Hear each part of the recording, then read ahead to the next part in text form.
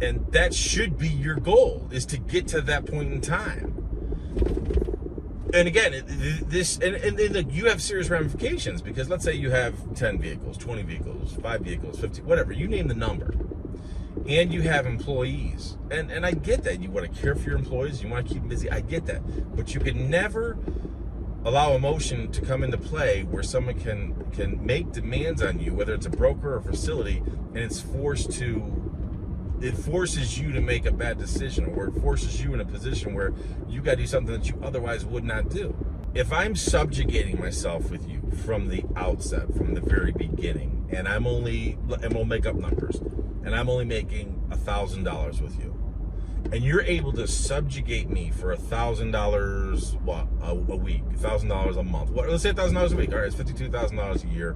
If you were to start work with a broker today, and the number of the trip, your small business, your trip volume, they see that they can own you, name their price, and contact your drivers directly, and you do this for only $1,000 a week on whatever, pick 10,000. I don't care, whatever number you want.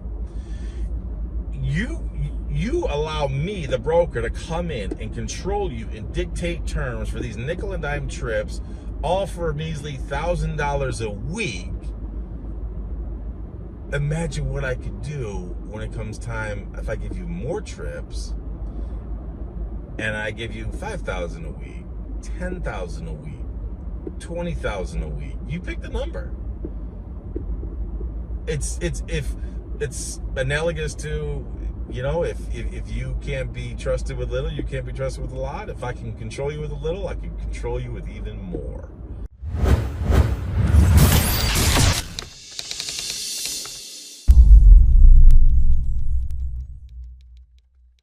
Hello everyone, it's Joel Davis with United Medical Transportation Providers Group.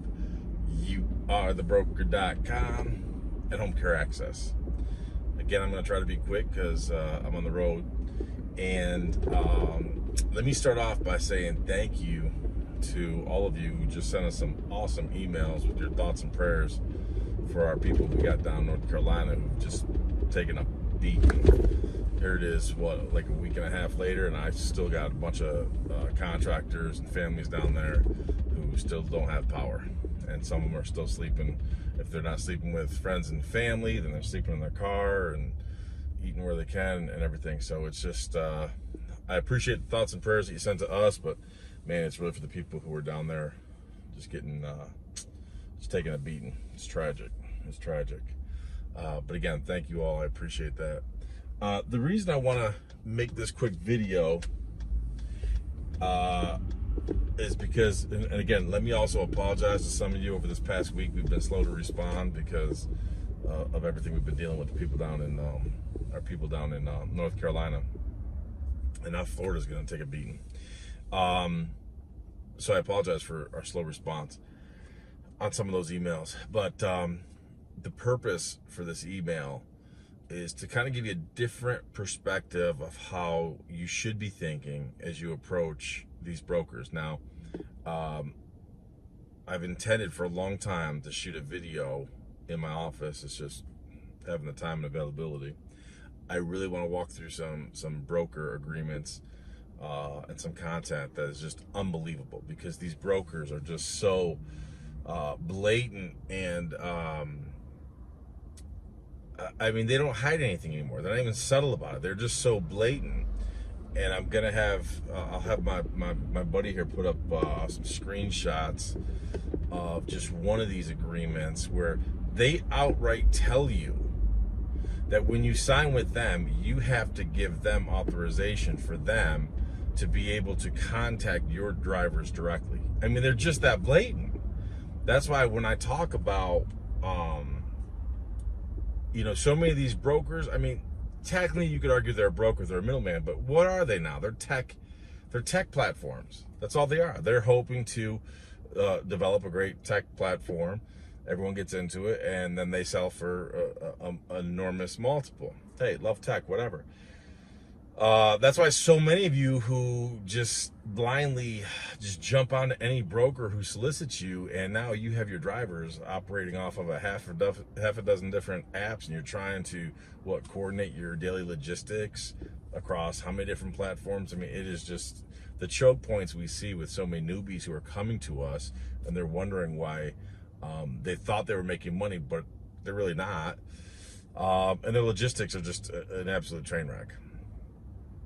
So it's but they're just so blatant. So again, I'm gonna have my buddy post some excerpts just from one agreement that I intend to, and I've been needing to do this for a long time, but excerpts from this one agreement where they specifically are telling you that they get to have control and access directly to your drivers. So at that point in time, just ask yourself this: what is the point of being in business?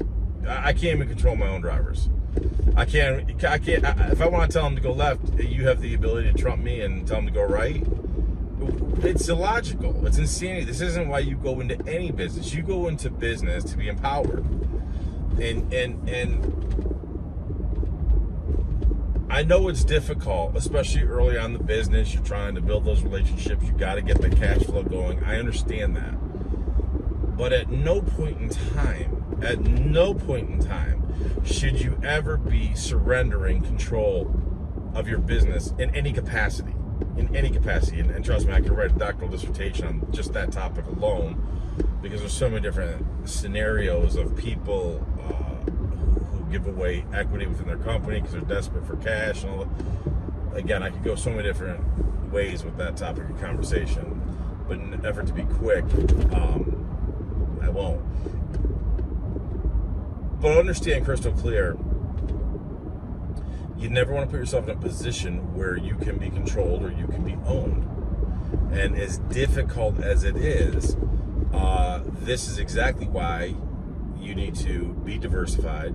You need to be very diligent in your negotiations and how you push back. And you should never, and trust me, they're going to try to make you feel guilty. Brokers will. Here's the amazing thing. This is some of the correspondence, because especially when I'm working with you one-on-one and I'm serving as the CFO and I correspond directly with the brokers, the level of manipulation that they try to deploy it's astounding. It's actually astounding, because consider this thought. They're a broker. They're a middleman. They don't provide any transportation, so they're not on the front lines per se. They don't provide the transportation whatsoever. Yet they always try to trigger the emotional heartstrings of trying to guilt you. Well, these people really need help. Well, then pay me more money. I agree, they do need help, and I would love to help them, but you got to pay me more money. Oh, you won't? If you're so compassionate, pay me more money so that I can properly pay my people, pay my bills, and still make a profit, because I'm not charity service. I'm actually in business to make money. And this is also why, realistically, and again, because there's so many different brokers that are popping on the markets. Now, let me take one quick step back and acknowledge that. So many of you know that MTM is purchasing Access to Care.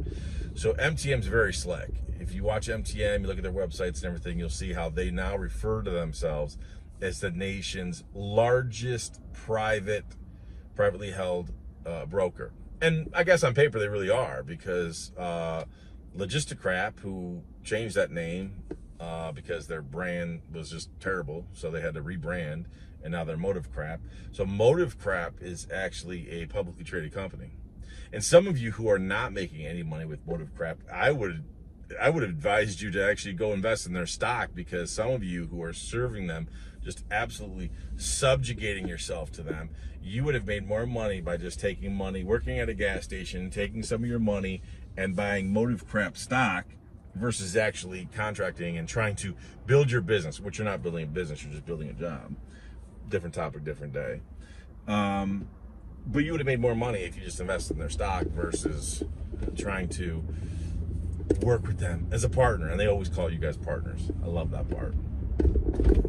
But where I'm going with this part of my video is, this is where you got to be able to push back and say no. And you guys have, any of you watching me for any length of time, I always talk about you have to be willing to say no and push back, establish boundaries, not be controlled, and fire a bad broker. I always talk about you got to always be willing to fire a bad prospect. We do it all the time, and just with what we do with clients, we fire bad prospects every day of the week and twice on Sunday, because a bad prospect turns into a bad client. So if things don't look good on the front end, when you're going through the negotiation process, whether it be with a broker, whether it be with a facility or other, if things aren't looking good, what makes you think they're going to improve? And again, when you consider the fact of you cannot, under any circumstances, subjugate yourself or put yourself in a position where you're going to be controlled, it makes no sense to compromise and move forward. Again, I understand that you want the revenue, you want the business, you want the trip volume. Now, here's a caveat. There's times where you have to say no, okay? But there's other times where we've talked about in other videos where sometimes you want to eat that loss. Not with a broker. I'm sorry, not with a broker. But if it was with a particular facility or a particular organization, and you're doing it as really something that's out of good faith, because you know that if I help you now, it's good faith. We're helping you bridge a problem, and in solving that problem for you, we're establishing that goodwill, and it's going to lead to a strengthening of our relationship and give and take, and you help me and I help you. Those are win-win situations we can pursue. But you really do not have those when it comes to brokers. You do not have those when it comes to brokers. And trust me, especially these bigger brokers, they got the money. They got the money. So don't ever be controlled by the emotional heartstrings. These people really need help. Then pay me more money. The other thing is, it's like, let me kind of draw some parallels, like in my business. You know, people who will contact us, think about it like this. People will contact us and they will talk about, they're talking with Dan, Don, and Charlie about emailing back and forth with Dan, Don, and Charlie, and they talk about working with me, and they'll always try to throw up some type of scenario. Well, I need to talk to Joel before. Well, I need to have weekly conference calls. Well, I'm not going to do. I need. So you expect me to pay $5,000 and correspond with Joel through email? This is unacceptable. Well, then clearly you're a bad prospect for us, and we're not going to work with you. Where am I going with that? If I was younger and desperate, trying to grow, then sure, then you really gotta accept what you get and work hard and build it. But I'm not there. Okay, I'm not there. So there's nobody watching this. There's nobody watching this that could ever offer me enough money for me to subjugate myself or put myself at your demand or your requirements. I've got to talk to Joel. That's never going to happen. It's never going to happen, because any amount of money that you're going to pay me, I don't need it anymore. So I'm not there. I can't be controlled. And that should be your goal, is to get to that point in time. And again, you have serious ramifications, because let's say you have 10 vehicles, 20 vehicles, 5 vehicles, 50, whatever, you name the number. And you have employees. And I get that. You want to care for your employees. You want to keep them busy. I get that. But you can never allow emotion to come into play where someone can make demands on you, whether it's a broker or facility, and it forces you to make a bad decision, or it forces you in a position where you got to do something that you otherwise would not do. So when people will contact our office and say, well, I expect Joel to this and that, we will terminate that relationship immediately. And people are like, well, I have a bad taste in my mouth because Joel won't call me this and that. Well, I'm not gonna call you. I'm not gonna call you. I mean, so what am I supposed to think about this? If I had conference calls every Tuesday at 10 o'clock, then that means I'm landlocked on Tuesday at 10 o'clock. What would I have done this past week when we're in just a crazy situation with our people who are just taking a beating down in North Carolina with this Hurricane Helena? You can't put yourself in that situation. And the scenario that I'm sharing with you for like how we operate and what we do is analogous to how you need to be with brokers, even more so. Because consider this, there's people who will try to attempt to like make all these demands. Well, if I'm going to invest $5,000 for you, then I expect this and that. We're not going to work with you. I'm sorry. Your $5,000 is a lot of money if I'm going to go buy groceries, but your $5,000 is nothing at this point in time. So what's $5,000 to you isn't $5,000 to me. So it doesn't control me. I could care less. And I know that makes me sound like cocky, cold, callous, whatever. But think about this. Think about how it is with a $50 transport. You're going to have a broker who's going to make all these demands on you, and you need to do this, and you need to do this. And no, you're going to wait. Oh, you're not going to pay me for wait time? No, we don't pay wait time. Really? Then I don't work with you. It's the same principle. Granted, the rate of pay or compensation is different, but the principle is the exact same.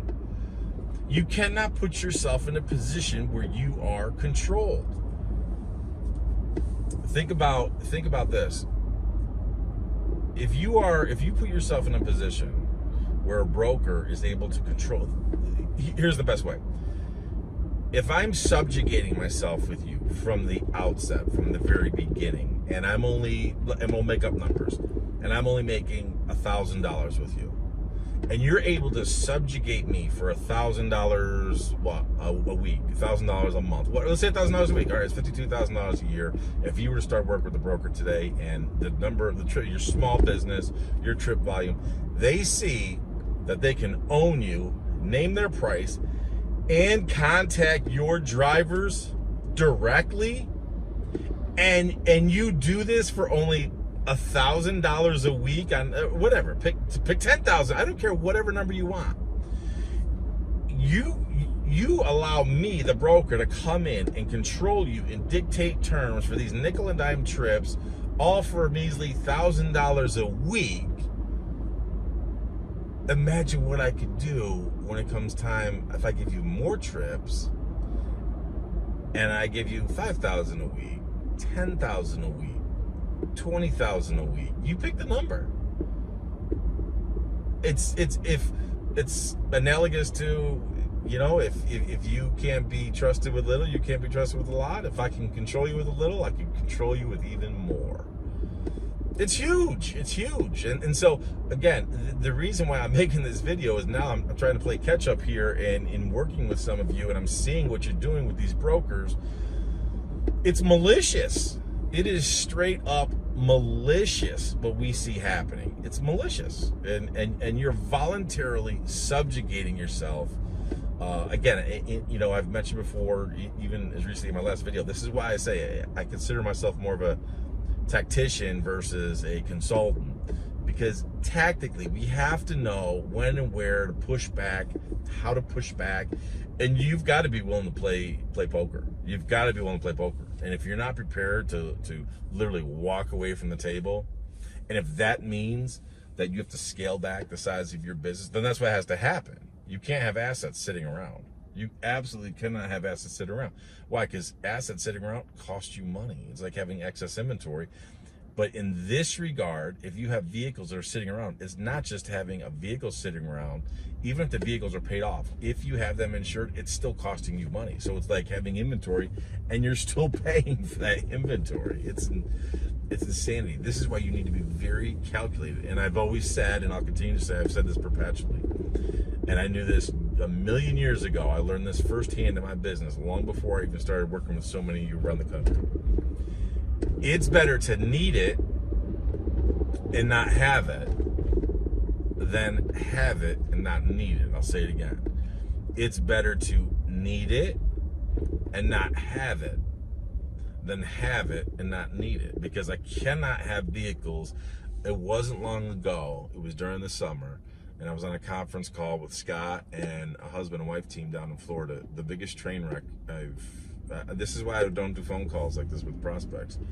Rarely do I ever. He was adamant. I don't remember the number off the top of my head. It was in the teens. He was adamant that he would rather have, let's say it was like 16 vehicles, 15, whatever, it was in the teens. He would rather have 15 vehicles, and all of his work he was doing with motive crap, he would rather have 15 vehicles, and if you boiled it down to his trip volume and what they were earning, you could have done it with just 2, 3, 4 vehicles in a day. He would rather have those extra vehicles because if and when he gets a call or he gets an out-of-town trip, he needs to be able to take it. It is absolutely insane, and there was no reasoning with him. Absolutely no reasoning with him whatsoever, because if you even tried to point to, okay, what is your bottom line? What is your actual profit margin? Which was non-existent. They're losing money, hemorrhaging money, but he still lived in the Obama hope and change phase that, if I get a call, it was just insanity. So he couldn't connect the dots of, you have all this excess capacity and it's sitting around and you're paying for it, and all because what? You're living in hope that you're going to miraculously get more trips for motive crap? It's insanity. You can't have that. And I know that kind of was a little bit of a sidetrack right there, but talk about someone who just couldn't connect the basic fundamental dots of laws of economics. There's another classic example. I made it abundantly clear to Scott, I will not work with these people. So yeah, you got to be willing to fire a bad prospect, because bad prospect will turn to a bad customer. You got to be willing to say no and fire a bad broker, because a bad broker only becomes a worse broker, which is a lot of them. So anyways, I got to cut this off because I'm gonna have to run in here in a few minutes and meet with some people. But folks, seriously, think big picture. Don't put yourself in a position where you're going to be controlled. And again, these brokers, by the minute, are becoming so much more emboldened and brazen. There's nothing subtle about them anymore. They are literally telling you that when you sign this agreement, they get to contact your drivers directly. Seriously, what is the point of being in business? If you don't even control your employees, what's the point of being in business? They are telling you that by signing this agreement, at the end of the day, they have the right to contact your drivers during the day. They want their contact info, the cell phone numbers they're operating, et cetera, et cetera. It is absolutely bizarro, insane world. You cannot do that. Stay tuned, folks. Hey, real quick, I'm going to try to go through this, not the entire agreement because it's long, but I'm going to try to go through a couple of agreements in one of my next videos whenever I have time to do it from my office, so I can really start to itemize things for you, so you can really see. That's why when you see the battle of the dingbats and everyone saying, "Hey, learn how to sign up with more brokers." Bizarro world. Hello. What's the resale value on this? Again, would you rather operate 10 vehicles or 5 vehicles and have the same margin, the same bottom line? I mean, it's common sense. Why being the biggest in size is not necessarily the best. And when you consider that, like a Medi-Cal is averaging like 8% margin. Brokers sometimes less, sometimes a little bit more. It's not in your best interest. Do not allow anybody at any point in time on any level ever control you. Don't ever put yourself in a position where you're so desperate you're willing to subjugate yourself because you're so desperate to make that next dollar. And I know it's hard. Early on when you're fighting, you're trying to build it and grow. I know it's hard. Again, this is also why you need to be very strategic. You need to diversify. You need to be, I've said it for a million years, man, you want to find a way to put yourself in a position where you have a 1099 based business. Look what we took a serious gut punch down in North Carolina. We're probably closer to 40% now. We've lost about 40% of our overall capacity because I started my business in Asheville. Asheville barely even exists anymore. All business around there, gone. What's happening down there right now is still just an absolute cluster. Total mismanagement by FEMA and everything else. The stories we're hearing, unbelievable. Again, different topic, different day. I can go off on a tangent really quick with that one. But be diversified.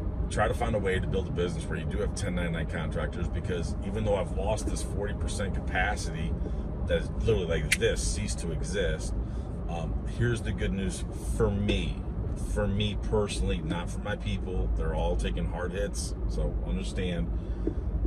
For me personally, I'm not filing any insurance claims. I'm not having to file anything with FEMA because it's not my loss.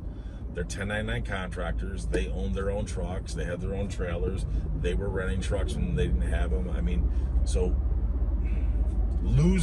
taking that gut punch, losing that revenue overnight, yes, that's inconvenient for sure.